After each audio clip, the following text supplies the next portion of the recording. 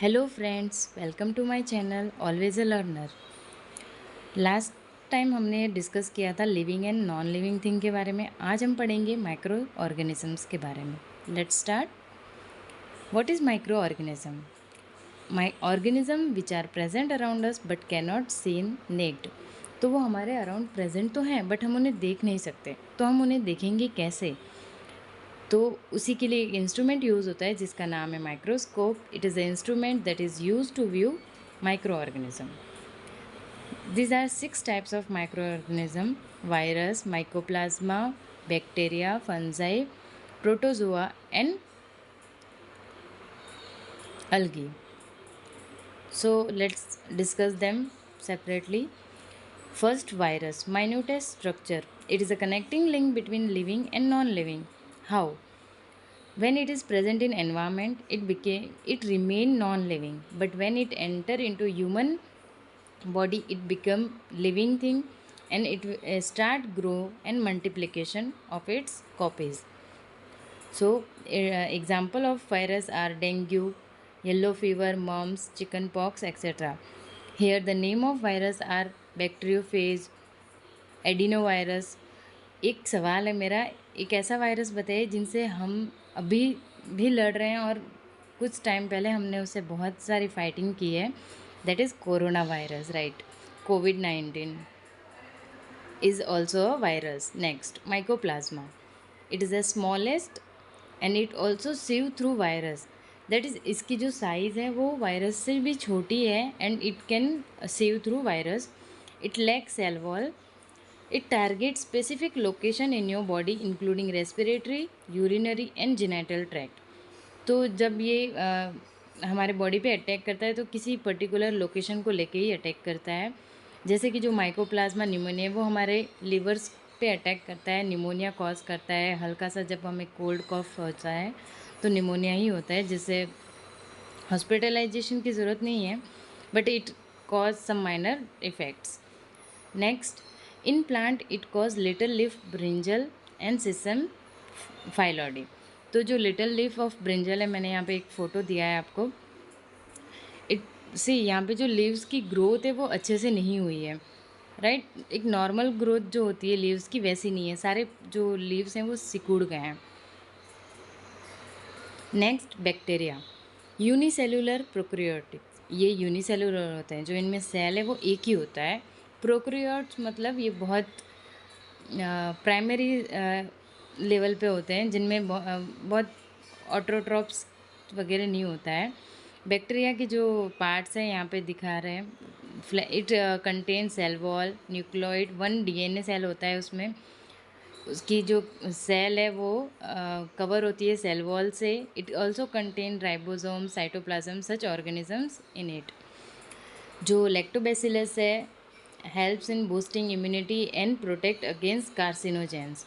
तो जो बैक्टीरिया वो सारे हार्मफुल ही नहीं होते, कुछ बेनिफिट्स भी होते हैं, और वैसे ही एक हमारा लैक्टोबैसिलस भी है. E coli also present in human guts and helps in production of vitamin K which help in blood clotting. जब हमारा खून बहुत ज़्यादा बहता है तो ब्लड क्लॉटिंग ही एक ऐसी चीज़ होती है जिससे खून बहना बंद होता है, तो उसके लिए जो हेल्प करता है वो इकोलाई है. नेक्स्ट है, TB is cause by Mycobacterium tuberculosis and typhoid cause by salmonella typhoid. Next, fungi, unicellular and multicellular. It lack chlorophyll and cannot prepare their own food. तो इसमें सेल एक भी हो सकते हैं और उससे ज़्यादा भी हो सकते हैं. वो अपना खाना खुद नहीं बना सकते, इसीलिए वो उनमें क्लोरोफिल नहीं होता. जो खाना खुद नहीं बना सकते वो दूसरों पे डिपेंड रहेंगे. तो जो दूसरों पे डिपेंड रहते हैं हम उनको बोलते हैं heterophytic. Here is a term called heterophyte. So there are 3 types of heterotypes. First, saprophytes, which obtain nutrient from decay matter. Example, mushroom. Next, parasitic. In parasitic, one organism will get benefit and another will lose. Example, black rust disease in wheat. तो black rust dish भी क्या कर रहा है, जो उसमें जो organism है उसको खाना अपना वीट प्लांट से मिल रहा है, बट वीट प्लांट को कोई फ़ायदा नहीं हो रहा है. Next, symbiotic relation. Symbiotic means both an organism get benefit. Here example, lichen and plant. Next, protozoa. Protozoa is unicellular organism. Next, example is amoeba, which cause amoebiasis by enta-amoeba histolytica in liver and cause in liver and intestine. Plasmodium, which spread malaria. Paramecium जो है वो generally तो कोई infection cause नहीं करता है, उसको खाने से इन्फेक्ट जो हमारे बॉडी में पैथोजेंस होते हैं उनको वो किल करता है।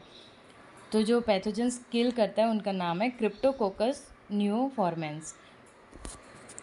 Here are the picture of example of protozoa, amoeboids, sporozoites, ciliates and flagellates. These are also classes of protozoa. Next, algae. It is a simple structure, unicellular or multicellular, found in water such as pond, puddle and drain, appear green. तो इनका जो structure है वो बहुत ही simple होता है। Unicellular मतलब एक सेल भी हो सकता है उसमें और ज़्यादा भी होता है। उन ये कहाँ पे मिलेगा? ये पॉन्ड्स में हमें मिलता है या बहुत जगह जब एक पानी का जमाव पड़ा रहता है तो हम देखते हैं वहाँ पे ग्रीन बन गया है, जो हिंदी में बोलते हैं काई या फिर लील जम जाती है। गोइंग इन और near water with harmful algal Bloom can make you और योर एनिमल कैन सिक। तो इससे मेजर कोई डिजीज़ तो नहीं होता है बट डायरिया जैसी चीज़ें हो सकती है। जो dinoflagellates are most common cause which cause harmful algal bloom in salt water. There are 3 types of alga, brown, red and green. जो सेंटर वाला पिक है आपको दिख रहा है, this is a spirogyra. Next है हमारे बेनिफिशियल माइक्रो ऑर्गेनिज्म। जहाँ अच्छाई होती है वहाँ बुराई भी होती है। So micro organism is harmful and also beneficial. Let's discuss benefits of it. Formation of curd, which is through lactobacillus bacteria. Production of foodstuff, curd, cheese, vinegar. Yeast is also used for making bread.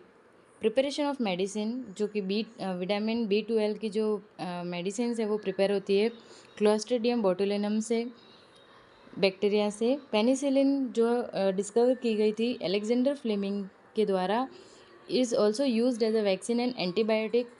In plant, biological nitrogen fixation is done through a bacteria. Examples are rhizobium and nodules of leguminous plant. See, good bacteria and bad bacteria. Let's discuss harmful effects of microorganism. Disease causing microorganism are called pathogen. तो जो agent है जो हमें disease cause कर रहा है हम उन्हें बोलेंगे pathogen. In lemon plant, citrus canker is a pathogens. Malaria, cholera, tuberculosis and tetanus all caused by microorganism. Spoiling foodstuffs such as cereal, ripened fruit is also through microorganism. Food poisoning that is done through Clostridium botulinum, which cause also diarrhea in human. Damage valuable item in leather, cloth, paper, wood. जो would है उसमें हम बोलते हैं उधई लग गई। Paper में भी ऐसी एक लाई होती है जो हमारे बुक्स को ख़राब कर देती है फॉर लॉन्ग टाइम। क्लोथ्स में भी कई बार हम देखते हैं छेद हो जाते हैं, तो उसको हम सिल्वर फिश वगैरह जो बोलते हैं जो पेपर में प्रेजेंट होती है। Thank you for watching.